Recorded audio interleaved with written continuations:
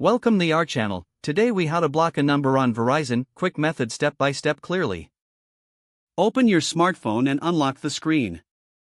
Locate the phone app on your device and tap to open it. In the phone app, access the recent tab to view your call history. Scroll through the list to find the number you wish to block. Once you locate the number, tap the small I or info icon next to it. In the details screen, look for the option labeled Block this caller or block number. Tap on Block this caller to confirm your choice. A prompt may appear asking you to verify the block action. Follow any on-screen instructions to finalize the blocking process. After confirmation, the number will be successfully blocked. You will no longer receive calls or texts from that blocked number. If you need to review or unblock a number later, return to the phone app. Access the menu, usually indicated by 3 dots or lines.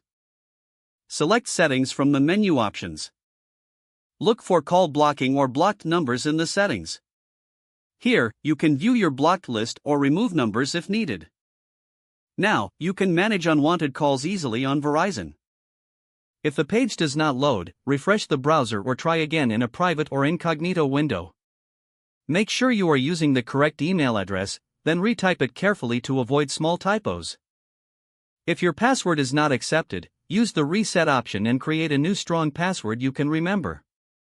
Check your spam folder for verification or security emails, then complete any requested confirmation steps.